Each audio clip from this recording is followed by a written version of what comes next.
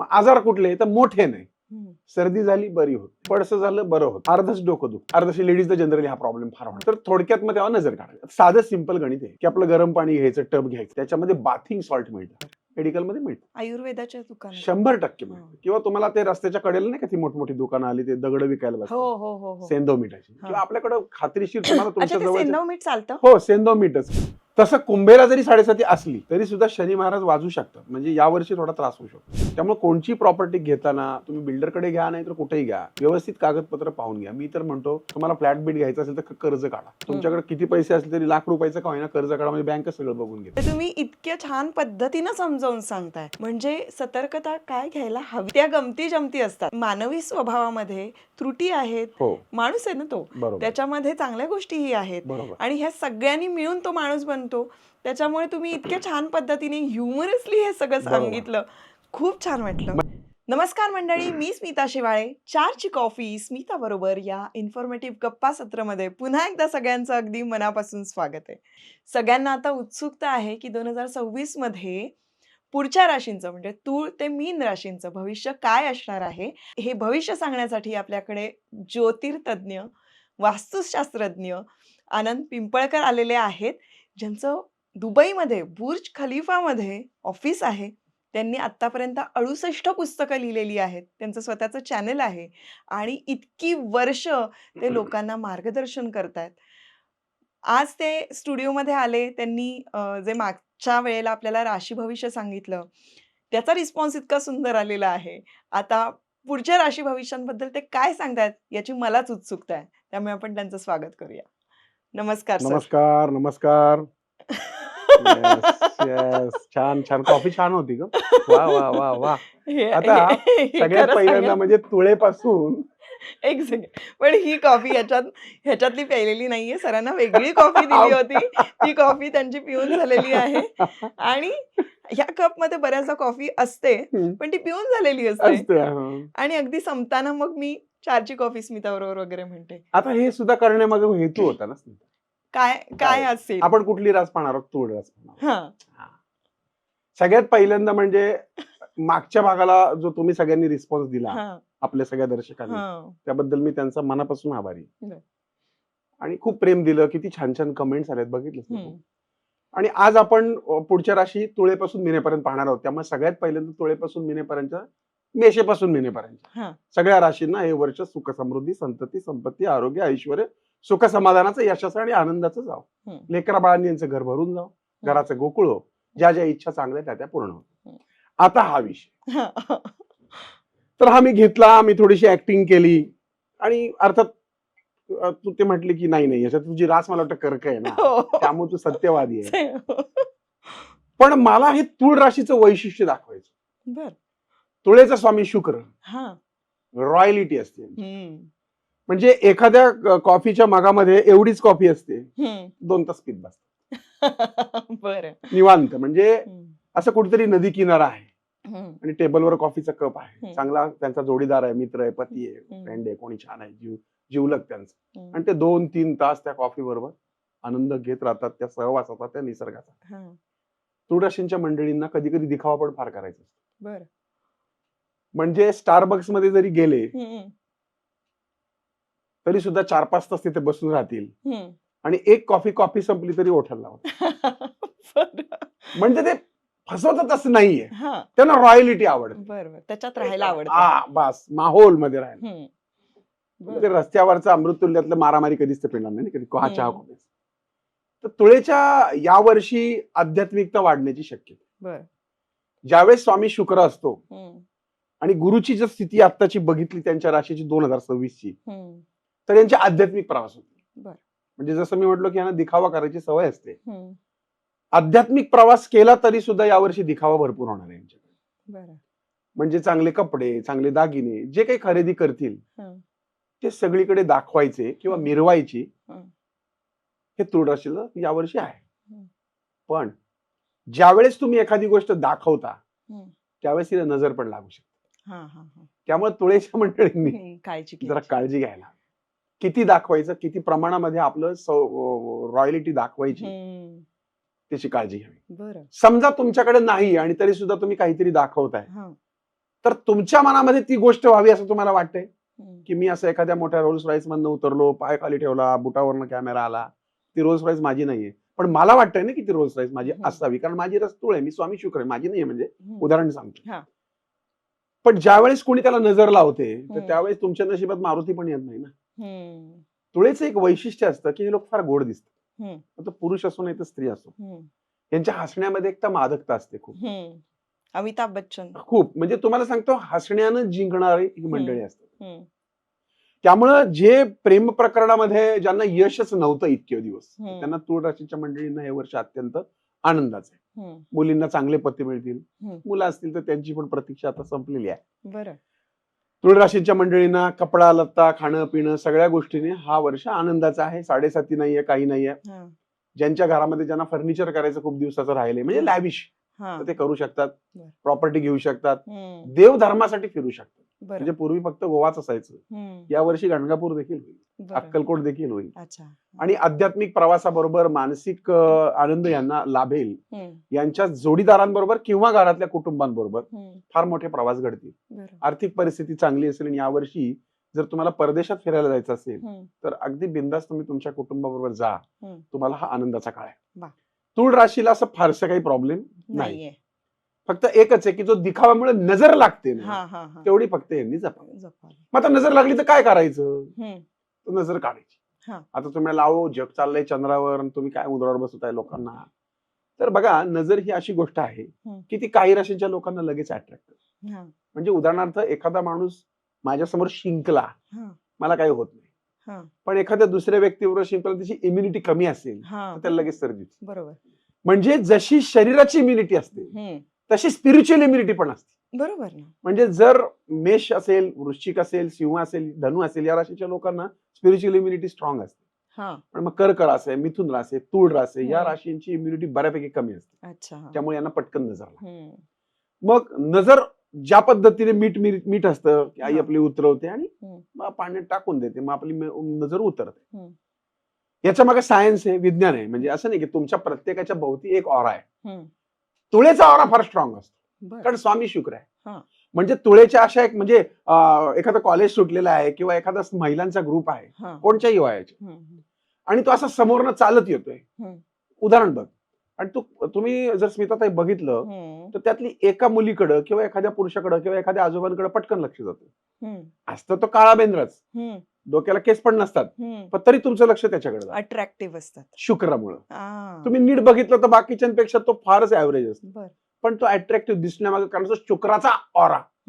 आणि या वर्षी तुमचा ऑरा निश्चित बाधित होऊ शकतो. ऑरा बाधित झाल्यावर काय होईल, आजारी पडणार. मग आजार कुठले, तर मोठे नाही. सर्दी झाली बरी होत नाही, पडसं झालं बरं होत नाही, अर्धच डोकं दुखतं, अर्धशी लेडीजला जनरली हा प्रॉब्लेम फार होणार. तर थोडक्यात मग तेव्हा नजर काढायचं. साधं सिंपल गणित आहे की आपलं गरम पाणी घ्यायचं, टब घ्यायचं, त्याच्यामध्ये बाथिंग सॉल्ट मिळतं. बरोबर.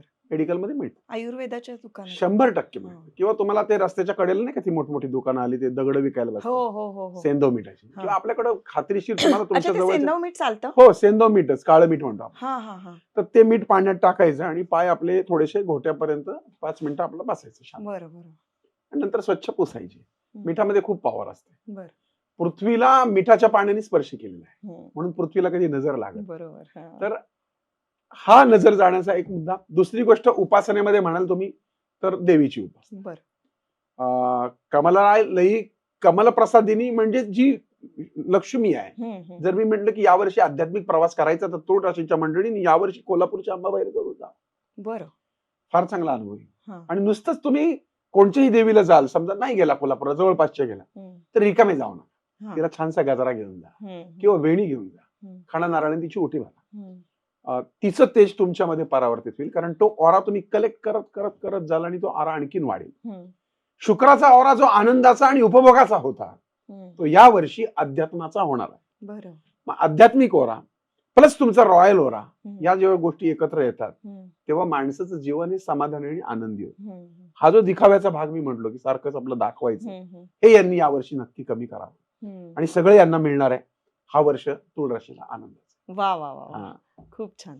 पुढची रास आहे तुला माहितीये का, वृश्चिक रास आहे. वृश्चिक. हो, वृश्चिक. आता बरं का, मला नेहमी म्हणता का तुम्ही वृश्चिकेबद्दल कधीच चांगलं बोलत नाही. आता असं का?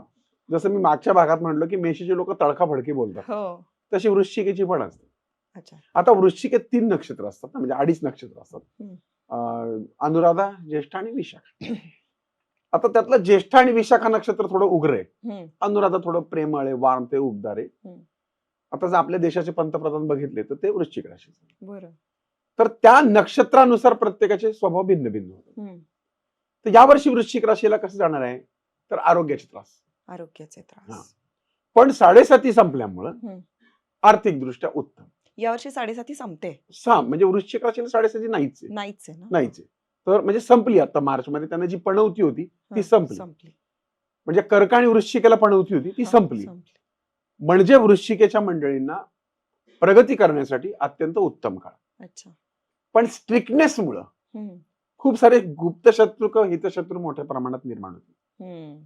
त्यामुळे तुम्ही जिथं काम करता, व्यवसाय असेल तर तुमच्या लोकांशी बोलताना किंवा हाताखालच्या लोकांची काळजी घ्या. या वर्षभरामध्ये तुमचा हुकमी हक्क तुम्हाला सोडून जाऊ शकतो. अच्छा. म्हणजे नाही का एखादा असतो हो. चांगला काम करणार आणि तो जातो आणि मग सगळा भार आपल्यावर पडतो. त्यामुळं केल्यानंतर कृतीचा जो पश्चाताप वृश्चिक राशीच्या लोकांना होतो तो यावर्षी होऊ शकतो. म्हणजे माणसं जपायची आहेत. परफेक्ट. मग जपत नाहीत का माणसं? जपतात. वृश्चिकेच्या मंडळींनी एखाद्यावरची समर्पित केलं तो जान भी हाजीर आहे. ते जीव पण देतील त्याच्यासाठी. पण एकदा का त्याच्या डोक्यातनं तो माणूस उतरला तर तो मरून तरफडत असेल तरी ते त्याच्याकडे जाणार नाही. ह्या टोकाच्या जो 2 भूमिका आहेत ह्या त्यांनी हळूहळू कमी करा. बरं. यावर्षी असंच होणार आहे. करतील ते एखाद्यासाठी मरमर करतील, एखाद्याचं तोंडही बघणार नाही. याच्यातनं एखादा माणूस हातातनं निसटून गेला, एखादं नातं निसटून गेलं तर पुढचं पूर्ण वर्ष त्याची आठवण काढण्यात जाईल. बरं, स्वभाव असा आहे की झुकेगा नाही. मस्त कळलंय तर परतही आला, झुकेगा नाही. म्हणजे तो त्याला घेणार नाही. त्याला कळते की आपलं नुकसान होते. तर ही हटवादी भूमिका थोडीशी वृश्चिकीने यावर्षी कमी. बरं. आणि वृश्चिकेला पणवती संपल्यामुळं निश्चितच आर्थिक, मानसिक, शारीरिक लाभ होणार. तर मी जे सगळ्या राशींचे जे सांगतोय ना की त्याच्यामधले निगेटिव्ह पॉइंट्स कुठे वाढून येणार, बरोबर, कुठे सकारात्मकता वाढणार, आपण त्याच्याकडेच फोकस केला तर लक्षात येईल की काय करायचं नाही. बरोबर आहे. तुमची गाडी जेव्हा चांगली असती त्यावेळेस रस्त्यात ते ना स्पीड ब्रेकर टाकलेले असतात. याचा अर्थ आपण त्या स्पीड ब्रेकरला शिव्या देऊन कसं चालेल? तुमच्या गाडीचा स्पीड कोणाला तरी उडू शकतो, नाही तर तुमचं थोडं पडू शकतो. म्हणून जीवनात देखील स्पीड ब्रेकर पाहिजे. वृश्चिकेच्या उत्तराला स्पीड ब्रेकर येऊ शकतात, पण ते तुमच्या कल्याणासाठी येऊ शकतात. त्यामुळे वृश्चिकेच्या मंडळी गणपती बाप्पा मोरया, मंगलमूर्ती मोरया, गणपतीची उपासना करा. अथर्व शीर्षाचं नित्य पठण या वर्षभरामध्ये करावं. गणपती ज्या ठिकाणी पाण्यात गणपती आहे त्या ठिकाणी जाऊन त्या पाण्यातल्या गणपतीला अभिषेक करा.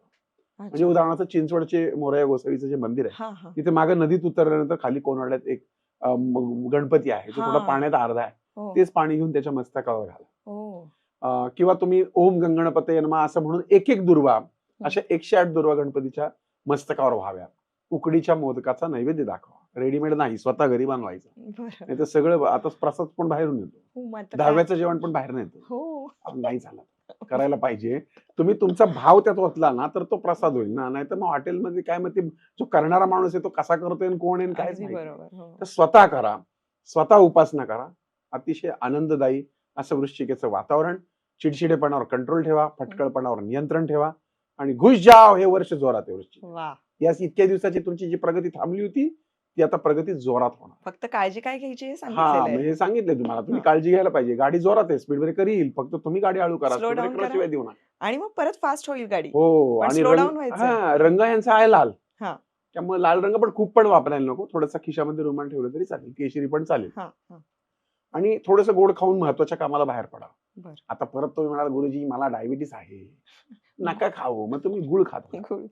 थोडक्यात बरं का, थोडक्यात गोड व्हावं म्हणून तुम्ही असं करा. पण काळजी घेऊन सगळे उपाय थोडस लॉजिक लावून पण करायचे. बरोबर. तर अशी आहे मजेशीर वृश्चिक राशी. पुढची रास धनु. मोठी गंमत आहे या राशींची. म्हणजे हे सगळ्या अग्नितत्वाच्या राशी आहेत ना, हम करे सो कायदावाल्या, त्यातली धनुरास पण त्यातली. धनु म्हणजे बाण. अर्धा माणूस अर्धा घोडा. हे घोड्यासारखेच तयार असतात. एखाद्यासाठी एवढं करतात, अरे बाबा नको करू तू माझ्यासाठी. आणि मग आपल्याला वाटतं याचा काहीतरी स्वार्थ येऊ, त्याशिवाय हा करणार नाही. एवढं करतात. पण यांच्या हृदयात काही स्वार्थ नसतो. अच्छा. या वर्षी हा अनुभव येणार की मी गेले इतके वर्ष कर कर कर कर कर कर कर कर केलं आणि या वर्षामध्ये माझ्या मागे त्या माणसानेच कर लावली. बरं. हे होणार. अच्छा. ज्यांच्याकडनं अपेक्षा करता तुम्ही हा. प्रेमाची, हा. त्यांच्याकडनं कदाचित तुमची उपेक्षा होण्याची शक्यता यावर्षी. अच्छा. त्यामुळे किती करायचं, कोणासाठी करायचं, किती प्रमाणात करायचं हे या वर्षामध्ये कंट्रोल ठेवावा. परत स्वतःच आहे का यांना नाही, दुसऱ्याच्या आनंदामध्ये आनंद. म्हणजे चला आज आपल्या मित्राचा वाढदिवस आहे, मग तो माणूस त्याला काय वाटेल ते खर्च करेल. पण याचा वाढदिवस असेल ना, तेव्हा तो शेजारी असून त्याला आठवणार नाही की याचा वाढदिवस, मी याचा तिळपापड होतो. तर हे धनुराशीच्या लोकांना वारंवार पाहायला या वर्षी धनुराशीच्या लोकांना उष्णतेची विकार जाणवणार. बरं. म्हणजे ज्यांना उष्णता म्हणजे मुळव्याधीसारखे आजार आहेत त्यांनी मात्र फार खबरदारी घ्यावी. उष्ण पदार्थ खाऊ नयेत की ज्यामुळे शरीराचं सगळंच आकारमान बिघडून जाईल. जे वजन कमी करतायत त्यांनी यावर्षी विशेष काळजी घ्यावी, कारण यावर्षी धनुराशीच्या मंडळीच्या वजनात वाढ होणार आहे. बरं. आता तुम्ही म्हणला असं कसं काय भविष्य सांगतो तुम्ही, तर ते असं आहे की धनुराशींच्या मंडळींना यावर्षी खाण्यापिण्याची रेलचेल असणार. बरं. म्हणजे त्यांच्या घरात खूप मंगल कार्य घडणार आहे. चांगल्या मंगल कार्यामुळं आज याचा वाढदिवस, उद्या त्याचं लग्न, परवा तिचं बारसं आणि रोज आपलं बाहेरचं किंवा जे काही असेल ते खाण्यामुळे वजन वाढू शकतं. थोडक्यात मंगल कार्य घडणार, आध्यात्मिकता वाढीस लागेल, ईश्वरी उपासना वाढेल. एकच आहे की इतरांसाठी करताना काळजी घ्या. प्रवासही घडतील, प्रॉपर्टी देखील होईल आणि विशेष म्हणजे धनुराशीला पणवती आहे. आणि तुला कळलं असेल की जेव्हा पणवती असते तेव्हा कामं होतात पण थोडी त्रास आहे. कष्टाला यश येतं पण थोडं अडचणी. पैशाला पैसा थोडा लागत नाही पण पैसा येतो. मी नाही म्हणतो की बाबा तुमच्याकडे 10 रुपये आले ना, तुमचे 12 रुपये खर्च होणार. अरे बापरे 12 रुपये खर्च होणार, अरे पण 10 रुपये येणार ना, ते येणार तेव्हा तर 12 खर्च होणार, म्हणजेच पैसा येणार आहे. मग सर असं असेल तर काय करायला पाहिजे धनुराशीच्या लोकांनी, तर ते पैसे नीट व्यवस्थित ठेवले, सेव्ह केले. आता काय माहिती का हल्ली ते आले ना ग, काय ते जीपे का फिपे काय, पूर्वी आमच्याकडे खिशात पैसे असले ना खर्च होतात म्हणून आम्ही जपून ठेवायचो. आता धडाधड पेमेंट होतं, ते लक्षातच येत नाही. तर ही मानसिकता धनुराशींच्या मंडळींनी बदलली. बरं खर्च करायचा तर कुणासाठी, दुसऱ्यासाठी, आणि मग नंतर जीपे रिकामं, म्हणजे थोडक्यात खातं रिकामं होईल. खर्चावर नियंत्रण ठेवावं आणि म्हणजे इतरांसाठी करताना जरा विचारपूर्वक करावं. आणि मी काय म्हणतो केलं तरी चालेल पण त्यांच्याकडनं आउटपुट नाही मिळणार, तुमचं विनाकारण बदनामी किंवा तुमची बस, मग तुम्हाला जे दुःख होतं मग ते कशाला वर्षभर झेलत बसायचं. आणि दत्ताची उपासना, दत्तस्थानांना भेटी, पिवळ्या रंगाचं वस्त्र जवळ ठेवणं, पिवळ्या रंगाच्या वस्तू दान करणं, आणि दत्तामध्ये जी असीम शांतता आहे ती धनुराशींच्या मंडळींना खूप फायदेशीर ठरणार आहे. त्यामुळे दत्तस्थानांना जर भेट, औदुंबर आहे, नरसोबाची वाडी आहे, काही नाही 10 मिनिटं तुम्ही बसा शांतपणा, तुम्ही त्राटक करा, त्या देवतेवरती नजर लावून बसा, ती ऊर्जा तुमच्यामध्ये घ्या. कारण धनुराशींची मंडळींची ग्रास्पिंग ताकद खूप असते, खेचण्याची ताकद खूप असते. त्यामुळे तुम्हाला तुमचा ऑरा क्लीन करण्यासाठी या देवतांच्या ऊर्जांचा आधार जरूर घ्या आणि त्या ऊर्जामध्ये तुम्ही स्वतःमध्ये साठवाल. आणि जेव्हा तुम्हाला स्वतःची जाणीव होईल की आता आपल्याला दुसऱ्यांसाठी नाही आपल्यासाठी जगलं पाहिजे, त्या दिवशी तुमचं ते वर्ष आनंदाचं. हे वर्ष आनंदात जाणार आहे, काळजी करायचं कारण नाही. पणवती असली तरी फक्त सांगितलेली काळजी घ्यायची. पुढची रास मकर. देखो मगर प्यार से. मकर म्हणजे मगर. मगरीकडे पण असं वाटतं का की छान तिला असं जवळ घ्यावं, तिच्यावर हात फिरवावा, तिच्याशी गोडशी पप्पी घ्यावी असं वाटतं का? म्हणजे पाल छोटी पाल की मोठी पाल. बरं. म्हणजे मकर राशीच्या लोकांनी स्वतःच्या हेल्थकडे लक्ष द्यावं ना. नाहीतर मग आपण काय म्हणतो यार मकरची लोक म्हणतात आमचे लोक जवळच येत नाहीत. का जवळ येत नाही, कुठेतरी तुमचा ऑरा खराब आहे, त्यामुळे ती जवळ येत. मग या वर्षी 7.5 संपलेली आहे बघा बरं का. काही राशींना लागली, काही राशींची संपली, त्यात मकरची 7.5 संपली. मग ज्यावेळेस 7.5 संपते त्यावेळेस निश्चितच तुमचा तो शनीचा जो भाग असतो तो संपलेला असतो आणि बाकीचे ग्रह तुमचे ऍक्टिव्ह झालेले असतात आणि मग चांगल्या चांगल्या घटना मकरेच्या बाबतीत घडू शकतात. एकच आहे की मकरेच्या लोकांचा स्वामी शनी असल्यामुळं पायाच्या दुखण्यांचं मात्र कायम, कारण शनी हा विषय असा आहे की तो जेव्हा तुमच्या राशीत येतो किंवा तुमच्या राशीचा स्वामी असतो तेव्हा तो तुमच्या पायाचं काहीतरी काम काढायचा प्रयत्न करतो. ज्यांचं 7.5 काम निघालेलं नाही पायाचं त्यांचं या वर्षात पायाचं काम निघू शकतं. परदेश यात्रा होतील, प्रॉपर्टीत वाढ होईल, खूप वर्षाची कोर्ट केस असेल तर यावर्षी यांच्या बाजूने निकाल लागणार. कोणी बघत असेल ज्यांची कोर्ट केस असेल निकाल लागला मला पेढा पाठवून द्या, नक्की काम. शनी महाराजांची केलेली उपासना, हनुमान चालीसा, हनुमानाची उपासना ही मकरेला फायद्याची ठरेल. मकरेचा एक आणखीन मोठा वाईट स्वभाव तो म्हणजे मकर कशी असते, सुस्त आणि थंड. आणि ती नेहमी म्हणते देखो मगर प्यार से. म्हणजे तिच्याकडे प्रेमाने बघावं ही अपेक्षा असते लोकांची. त्यामुळे मकरेच्या लोकांनी लोकांकडून प्रेमाची अपेक्षा करत असताना स्वतः पण त्या मांजरासारखं सॉफ्ट व्हायला पाहिजे. म्हणजे स्वतःचे जे गुणधर्म आहेत, तत्वनिष्ठता, हट्टीपणा, रागीटपणा, मी म्हणते तसंच किंवा मी म्हणतो तसंच, ह्या गोष्टी यावर्षी कमी करूया. कुटुंबामध्ये एकत्र कुटुंब असेल तर कदाचित ते विभक्त होऊ शकते, पण ते विभक्त होण्याला कारणीभूत तुम्ही ठरवू. त्याचबरोबर वाताचे ज्यांना त्रास आहे त्यांना साधारणपणे पावसाळ्याच्या दरम्यान वाताचे त्रास उद्भवू शकतात. आणि उत्तरार्धामध्ये म्हणजे साधारणपणे ऑक्टोबर नोव्हेंबर नंतर चांगली मोठी खरेदी मकर राशीची होणार.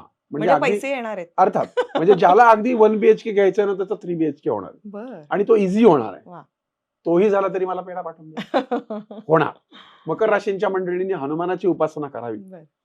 आणि नुसतंच हनुमानाच्या मंदिरात जाण्यापेक्षा जर रुईचं माळ जर त्यांनी अर्पण केली तर त्याचा फार फायदा होईल.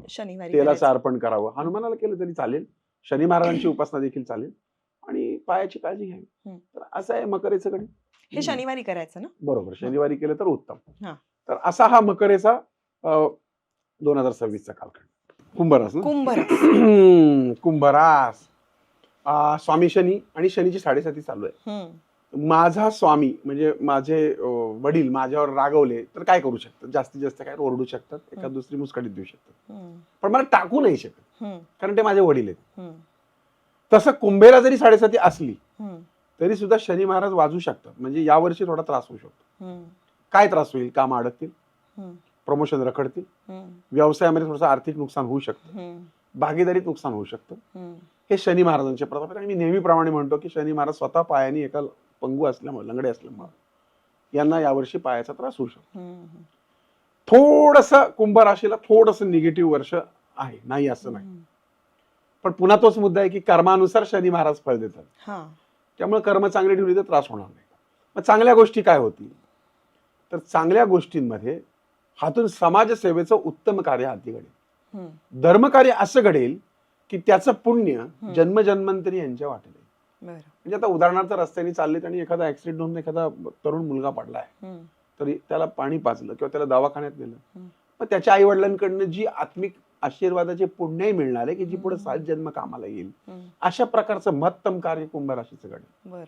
बरं, कुंभेच्या लोकांना ज्ञान ग्रहण करण्याची आणि संग्रहणाची जी ताकद आहे, त्यामुळे तुम्हाला जे म्हणजे PhD करायचं, ज्यांना शिकायचं त्यांनी संग्रहण करा. त्या कुंभेच्या मडक्यामध्ये काय ओतायचंय? ज्ञान, धन, प्रेम, माया, वात्सल्य, भावना, पुस्तकी ज्ञान, शारीरिक, शैक्षणिक, तुम्हाला काय ओतायचं ते होता. तो भरणार आहे कुंभ, पण त्या कुंभाला बीळ पडता कामा नये. म्हणजे वर्ण जे भरतोय ते खाल्लं वाहून चाललंय, असं नको. तर हे नको आहे. बरं, कुंभ म्हणलं की तो झिरपतोच थोडाफार, तरी त्याला स्वतःला झिरपण्याचा गुणधर्म असतो. म्हणजे शनीच्या पिढीमध्ये तो थोडा जरी झिरपला तरी त्याच्या स्वभावातले जे काही निगेटिव्ह पॉइंट्स आहेत ते त्यांनी बीळ म्हणजे ती बुजवली पाहिजेत. म्हणजे वर्ण तुम्हाला जे काही ग्रहण करायचंय ते सहज साठेल. म्हणजे शिक्षण तुम्हाला घ्यायचंय, तुम्ही लवकर उठत नाहीये. तुम्हाला शिक्षण घ्यायचंय, तुम्ही उशिरापर्यंत जागेच राहताय पण अभ्यास करत नाही, तुम्ही काहीतरी पबजी बिबजी खेळत बसलाय, सकाळी 11ला उठला. म्हणजे ही बिळ आहेत. तुम्ही नुसतेच खाताय पिताय, मित्रांबरोबर हिंडताय, तुम्ही ज्ञान लालसा तुम्ही धारण करत नाही, तुम्हाला जे हवंय त्या दृष्टिकोनात तुम्ही प्रयत्न करत नाही, तर मात्र अवघड आहे. मग तुम्ही प्रयत्न करत राहा. शनी महाराज काय म्हणतात? संघर्ष कर, मी तुझ्या मागे. सहज काहीच मिळणार नाही. मिळेल, त्रासाने मिळेल. थोडं त्रासाचं असलं तरी कुंभ राशींच्या मंडळींनी आनंदाने राहावं, शनी महाराजांची उपासना करावी. शनी महाराज तुम्हाला अगदीच वाटलं तर आंघोळीच्या पाण्यामध्ये 21 काळे उडीद असतात, ते थोडेसे तेलाने भिजवायचे आणि आंघोळीच्या पाण्यात टाकायचे. आंघोळ केल्यानंतर ती बादली ओतून द्यायची. आता बघा, लोक असेच म्हणतील आम्ही शॉवर घेतो. आता डोक्यावर ठेवा, काय बोलणार. मग आता घ्या ना बादली आणि करा ना आंघोळ. मला माहिती नाही काय प्रश्न कमेंट्स मध्ये विचारणार आहे. काळजी घ्या, तुम्ही तुमच्या पद्धतीने करायचा प्रयत्न करा. शनी महाराजांना तेल अर्पण करा, शनिवारचं तेल विकत घेऊ नका, वगैरे वगैरे. आता माझी खूप सारी पुस्तकं आहेत बरं का स्मिता. 68 पुस्तकांमध्ये शनी महाराजांच्या 7.5 वर देखील पुस्तक आहे. सगळीच आहेत. म्हणजे 12 राशींच्या 12 राशींबद्दलची सविस्तर माहिती देणार आहे. आपली राशी आणि बरेच काही त्याचे 2 खंड आहेत, 400 पानाचे. आणि माझा चित्रपट पण आहे, आलय माझ्या राशीला. तर तुम्हाला Amazon Prime वर बघायला मिळेल. त्याच्यामध्ये मी पण काम केलंय, चिन्मय मांडलेकर, मोठी अलका कुबल आहेत, भरपूर लोक आहेत. आणि खूप सुंदर असा तो चित्रपट आहे. हम्म. त्यात तुमच्या राशीचे गुणधर्म त्या सगळ्यांना तुम्हाला पाहायला, तुमच्या दर्शकांना आपल्या पाहायला मिळतील. तर त्या पद्धतीने कुंभेनी काळजी घ्यावी. बर. शेवटची रास हो. मीन रास, आणि ही रास स्वभावाला कशी असते? हा मीन म्हणजे मासा नाही, म्हणजे मीन म्हणजे मासा, दोन मासे आहेत हे. हम्म. अर्थात कोणी त्याला नरमादी देखील म्हणतं, कोणी म्हणतं की ते युग्म आहे, युग्म मासा म्हणतं. आता मासा म्हटलं की डोळ्यासमोर येतो की जळी मासा झोप घे कैसा, हम्म. किंवा पाण्यातला मासा रडतो कसा. हम्म. तो त्याच्या स्वतःच्या विश्वात हरवलेला आहे. बरं. तो सतत त्याचा असं चालू आहे. हा. म्हणजे तो सतत विचारात आहे, सतत फिरतोय. हा. आणि पाण्यात असल्यामुळं हा. जसं भरती ओटीमुळे पाण्याला वर खाली होतं, हा. तसं मिनेचं पण वर खाली चालू असतं. Mind swing, mind swing, mind swing. यावर्षी माइंड स्विंग फार होणार. ओ. हा का, चंद्र, हम्म. गुरु ह्या ग्रहांची स्थिती या वर्षाची जर बघितली तर मानसिकता खूप अपडाऊन वाली. हम्म. कभी खुशी कभी गम, कभी खुशी कभी गम. अच्छा. जब गम होगा हा. तो क्या कम होगा हा विचार न करता हा. क्या खाना तो गम खाना असं म्हणून जर तो राहिला हा. तर मीनेला त्रास होणार नाही. बरं. त्याचं दुसरं कारण असं की मीनेला 7.5 चालू आहे. बरोबर. जसं कुंभेला 7.5चा त्रास होणार ना, हम्म. तसा मीनेला पायाच्या तळव्यांचा प्रॉब्लेम. बरं. रानावनात भटकायला गेले, फिरायला गेले तर तुमच्या पायाला काही चावणार नाही याची काळजी. हम्म. म्हणजे अगदी बघतो आपण महाबळेश्वर सारख्या ठिकाणी कोणी गेले तर पायाला जळू लागतो, जळू. हा. हा. हा. वाईट नसतो तो, चांगलाच असतो. चांगलाच असतो. हं. पण आता साप चावला तर, विंचू चावला तर, हम्म. कुत्रं चावलं तर, हम्म. तेवढी फक्त त्यांनी तळ पायाची आणि पायांच्या बोटांची काळजी घ्यायची. बरं. ज्यांना डायबिटीस आहे अशाने तर नक्कीच काळजी घ्यायची. हो. हं? 7.5 मध्ये कामं अडकतील, हम्म. 10 कामं असतील 4 होतील मिनीची. हं. आध्यात्मिकता जेवढी वाढवणार तेवढी कामाची गती वाईट. थोडी वाढेल, हं. पूर्ण नाही वाढेल. बरं. कोर्ट कचेरी मागे लागू शकते. हम्म. स्वतःहून कुठं चिवडायला जाऊ नका. हम्म. डोकं शांत ठेवा, नाही तर डोक्याला विनाकारण पोलीस प्रकरण होऊ शकतं. हम्म. तुम्ही चंचल असल्यामुळे तुम्ही घाईत घेतलेला निर्णय अंगलट येऊ शकतो. हम्म. इलेक्ट्रॉनिक वस्तूंची आवड निर्माण होईल, हम्म. किंवा अमुक अमुक फोन आला, ट्रायफोल्ड हम्म. घेतला आणि बंद पडला. हम्म. इलेक्ट्रॉनिक्स वस्तूंचं बिघडणं हम्म. हे या वर्षभरामध्ये शक्य आहे. हम्म. पण आता काय बघा, आता शनी महाराजांच्या 7.5चे जेवढे उपाय करणार ना, हम्म. तेवढे ज्या ज्या राशींना 7.5 पण होते त्यांच्यासाठी उत्तम आहे. बरोबर. पण मिनेचा स्वामी गुरु असल्यामुळे आम्ही नेहमी म्हणतो की गुरुची जेवढी उपासना कराल, हम्म. पिवळ्या रंगाचं वस्त्र, पिवळ्या रंगाचं दान, हम्म. या गोष्टी खूप फायदेशीर ठरतील. बरोबर. आणि नेहमी डोकं शांत ठेवून, चंचलता कमी करून, सतत स्वतःच्या विचारात न राहता. ओव्हर थिंकिंग फार मोठा प्रॉब्लेम या मंडळी. हा. म्हणजे इतकं ओव्हर थिंक करायचं की तुम्ही बघ ना, माशाला हम्म. गळ्यात अडकतो मासा, हम्म. जाळ्यात सापडतो. हम्म. म्हणजे आमिष हा. या वर्षभरात जपायचं. अच्छा. हा, म्हणजे कोणीतरी सांगेल की बाबा तुम्हाला ना 50,000 1 गुंठा जागा देतो, हम्म. आणि तुम्ही पैसे देऊन बसले आणि कसला हम्म. गुंठा आणि कसलं काय, हम्म. काही नाही. अशा प्रकारचं जाळ्यात फसण्याचं काम देखील 7.5 मुळे या वर्षभरात होऊ शकतं. हो. मग प्रॉपर्टी होणार नाही का? होईल. हम्म. कशी होईल? अडकून होईल, त्रासाने होईल. हम्म. त्यामुळे कोणची प्रॉपर्टी घेताना तुम्ही बिल्डरकडे घ्या, नाही तर कुठेही घ्या, हम्म. व्यवस्थित कागदपत्र पाहून घ्या. मी तर म्हणतो तुम्हाला फ्लॅट बीट घ्यायचं असेल तर कर्ज काढा. तुमच्याकडे किती पैसे असले तरी लाख रुपयाचं का होईना कर्ज काढा, म्हणजे बँक सगळं बघून घेते. हम्म. त्यामुळे अडकण्याची क्षमता कमी होते, शक्यता कमी होते. तर असं हे मीन राशींच्या मंडळींनी दत्तगुरूंची केलेली उपासना, हम्म. स्वतःची कमी केलेली चंचलता, हम्म. आणि सतत स्वतःच्या विचारात न राहता विनाकारण मन चिंतित वैरी न चिंतित, हम्म. उगाच एखाद्या गोष्टीवर अति विचार करायचा. हम्म. एखाद्या माणसाने एखाद्याच्या कानाला तोंड लावलं त्याला वाटतं माझ्याबद्दलच बोलतोय, हम्म. त्यानं सोडून बोलला तर बोलला. हा. तर ह्या काही गोष्टी सोडून द्यायला जर शिकला, हा. हा. तुमच्या सासू सुनांमध्ये कोणाची जर मीन रास असेल हम्म. तर घाबरू नका, चंचलता करू नका. इतरांचं पटकन हलका कान पण असतो, कोणी काय म्हटलं तर ऐकायचं आणि मग त्याच्यावरनं प्रतिक्रिया व्यक्त करायची. या गोष्टी टाळल्या तर मीन राशीला हे वर्ष 7.5 असलं तरी थोडं त्रासाचं, थोडं हळूहळू प्रगतीचं. हळूहळू प्रगतीचं. पण उपासना केली तर बरं आहे. हा, म्हणजे उपासना बळ देते ना, हम्म. म्हणजे तुमच्या नशिबाच्या पुढचं तुम्हाला देत नाही, पण ते सोसण्याचं बळ देते. हम्म. की जसं एखादा व्यक्ती आजारी पडतो आणि तो परदेशात आहे, हम्म. त्याच कोण नाहीये, तो लवकर बरा नाही होणार. हम्म. पण आपली आई आपल्या जवळ आहे, आपली बायको आपल्या जवळ आहे, मुलगी जवळ आहे, आणि ती जेव्हा मायेने डोक्यावर हात फिरवते ना, तर तोच इफेक्ट फार मोठा असतो. बरोबर. त्यामुळे मिनेच्या लोकांना हा पण एक संग्रहाचा सवय असते खूप, लोकांचा लोकसंग्रह करायचा. हम्म. तसं मायेचा संग्रह लोकांचा होईल, पण तो नुसताच संग्रह होईल, त्याच्यापासून काही फायदे होणार नाही. बरं. त्यामुळे लोक गोळा करताना सुद्धा कोण तुम्हाला जाळ्यात अडकवते हम्म. आणि कोण माशाला खाऊ घालते हे बघणं पण गरजेचं आहे. गरजेचं आहे. मला वाटतं वर्षभरामध्ये ना, मी तुम्हाला सांगतो, मेषेपासून मिनेपर्यंत असं काही फार वाईट नाही होणार आहे. हम्म. हम्म.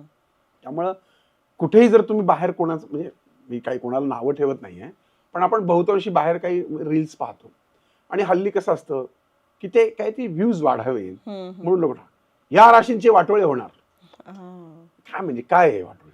आम्ही नेहमी म्हणतो कर्मावर डिपेंड आहे, प्रत्येकाची पत्रिका भिन्न आहे आणि ते पाहून लोक स्वतःला त्रास करून घेतात, हे पण मी पाहिलं. तर तुम्हाला अगदीच वाटलं तर मलाच असं नाही, कोणत्याही जाणकार ज्योतिषाला तुमची पत्रिका दाखवा, त्याच्यातनं मार्ग निघतात. आणि कोणत्याही गोष्टीचा मार्ग एकच इलाज, वक्त, वेळ ही इलाज आहे. ती वेळ जाऊ द्या, आपोआप प्रश्न सुटतात. पाण्यात पडल्या पडल्या बुडताना माणसाला असं वाटतं मी बुडायला लागलो, तो जोर जोरात हातपाय हलवतो आणि जास्ती तळाला जातो. पण निसर्गाचा नियम, त्याने हातपाय जर हलवले नाही तर तो आपोआप वरतो. तर हाच प्रॉब्लेम होतो की माणूस खराब पिरियड मध्ये तो हातपाय खूप हलवायचा प्रयत्न करतो आणि तो काळ खराब असल्यामुळं त्याला कुठून मार्ग मिळत नाही, तो आणखीन डिप्रेशन मध्ये. त्यामुळे जेव्हा जेव्हा कोणत्याही राशीचा काळ खराब असेल त्यावेळेस त्यांनी डोकं स्टेबल ठेवणं, शांतपणाने शांत विचार करणं, अध्यात्मामध्ये मन रमवणं आणि आपलं आयुष्य आनंदाने काढणं. कारण या जगामध्ये आर्थिक नुकसान फार मोठं नसतं, शारीरिक नुकसान फार मोठं असतं. ह्या 12 राशींमध्ये तुम्हाला कुणालाही या वर्षभरामध्ये शारीरिक नुकसान होऊ नये मी साईनाथांकडे प्रार्थना करतो. तुम्हाला मी 10 कोट देतो, 20 कोट देतो, तुमचे 2 डोळे मागतो, किडनी मागतो, लिव्हर मागतो, देणार आहे का? म्हणजे त्याच्यापेक्षा माझ्याकडे गाडी नाही म्हणून दुःखी होणारे लोकांनी किंवा मला यश नाही म्हणून दुःखी होणाऱ्या लोकांनी यावरची कुठलंच दुःख मानू नये आणि माझ्याकडे जी अब्जावधी रुपयाची संपत्ती त्याचे आभार ईश्वराकडे माना. वा, खूप छान होईल. वा वा, खूप छान. तुमची रास कुठली आहे? काय वाटतं मग? स्पष्टवक्ता, फटकळ, रागीट, हट्टी, समोरच्याचा विचार न करणारा मेष रास. हो, माझ्या मुलाची मेष रास. हा, मग मेषाच्या लोकांचं एक वैशिष्ट्य काय असतं माहिती का? त्यांचं नाक मोठं असतं, कपाळावर जखमेची खूण असते आणि ते कायम अग्रेसिव्ह सेम आणि अग्रेसिव्ह, पित्ताचा त्रास असतो, ऍसिडिटी, भ्याभ्या बुबू करतात सारखं. आणि विषय असा आहे की मेषाच्या माणसाला मनात काही नसतं. म्हणजे माझं जर का डोकं सळकलं तर मी काही बोलतो, 10 मिनिटात तुम्ही म्हणाला कळतं का तुम्हाला? मला काय आठवतच नाही मी कुठं बोललो. तुमच्या मुलाच आहे तुम्हाला अनुभव, मी बोललोच नाही यार, मी बोललोच नाही, पण तो बोललेला असतो. मेष आता बघा, आता माझं वय एवढं झालं ना तरी माझी ही स्वभावाची सवय काही जात नाही. पण तरीही मी प्रयत्न करून, म्हणजे पूर्वीचे जाऊन अंगावरच जायचो लोकांच्या, धावायचो, ते आता जरा कमी झाले वयामुळे पण आणि अनुभवामुळे. तर मग त्या राशींनी त्या गुणधर्मांचा जर अभ्यास केला आणि त्याच्या निगेटिव्ह पॉईंटवर जर अभ्यास केला तर निश्चित माणूस यशस्वी होतो. आणखी एक शेवटचा प्रश्न विचारते. तुम्ही हे सगळं आता उपाय सांगता, तुम्हाला पत्रिका कळते, तुम्ही तुमच्यासाठी असा किती वापर करून घेता या गोष्टींचा? निश्चित करतो. आता मला सांगा, आता आपण जे काही लोक आहेत, आपण एक फोटो काढूया मोबाईल मध्ये, पहिला फोटो कोणाचा बघणार तुम्ही? स्वतःचा. बरं, ही मानसिकता आहे.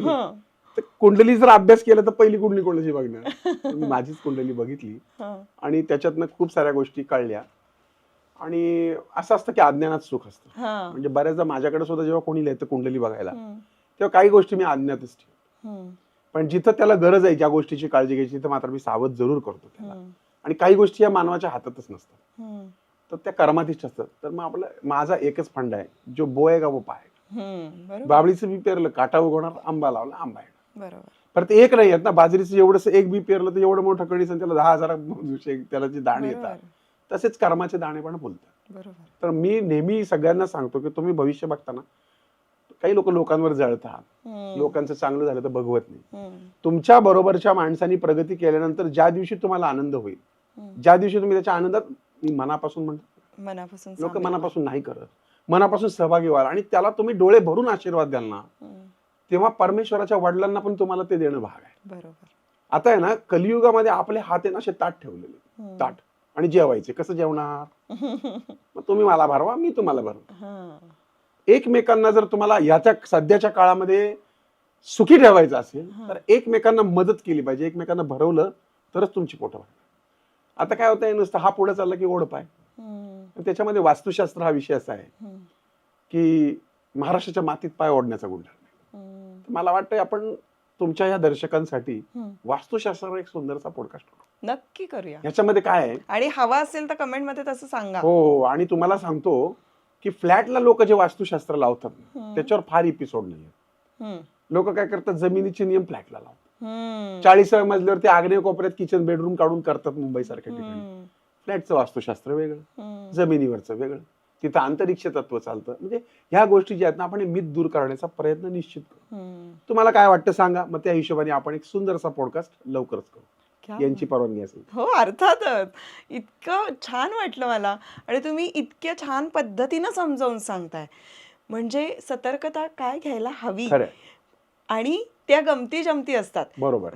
मानवी स्वभावामध्ये त्रुटी आहेत. हो, माणूस आहे ना तो. बरोबर. त्याच्यामध्ये चांगल्या गोष्टीही आहेत बरोबर. आणि ह्या सगळ्यांनी मिळून तो माणूस बनतो. त्याच्यामुळे तुम्ही इतक्या छान पद्धतीने ह्युमरसली हे सगळं बरोबर. सांगितलं. खूप छान वाटलं. मज्जा आणखी नाही सांगतो. हां. ह्या राशींचा विषय नाही, कारण गुडमेलनाचा एक भारी विषय आहे. हां, हां. गुडमेल हां. म्हणजे जसं गुडमेल पत्रिका जमत नाही. हो. का जमत नाही? तर त्याच्यामध्ये ते गुण असतात ना. हां, हां. तर याचे गुण आणि याचे गुण हे हां. मॅच झाले तर संसार होतो. बरोबर. हां. म्हणजे आता उदाहरणार्थ उदाहरण देतो की बाबा मला कंटिन्यू एसी लागतो हं. आणि माझ्या बायकोला पंखा पण चालत नाही. हं. झाली ना कटकट. हां. जा रे बाहेर जाऊन झोप किंवा तू बाहेर जाऊन झोप. हं. म्हणजे झाली कटकट इथं. म्हणजे दोन विभिन्न प्रकार एकत्र आले. तर मेषेचा माणूस आहे, त्याची बॉडी गरम असते, कायम त्याला कायम थंड लागतं. हं. आणि तुळेची स्त्री आहे किंवा कर्केची स्त्री आहे, हं. तिला फार गार सहन नाही होत. हो. मग झाली का बॉम्ब, याला पाहिजे गार, तिला पाहिजे गरम, सगळं रामायण. मग त्याच्यावरनं भांडणं. बरोबर. मग असे ह्या गमती जमती पण आपण पुढच्या भागात घेऊ कधी. नक्की, हा, नक्की. घेऊ. तुम्ही यायला तयार झाला हा तर रे, आम्ही आपण नक्की तयारच करूया. आहोत. नक्की काय? करूया. खूप छान माहिती दिली. मनापासून जाईल. धन्यवाद. चालेल. भेटूया आता पुढच्या episode मध्ये.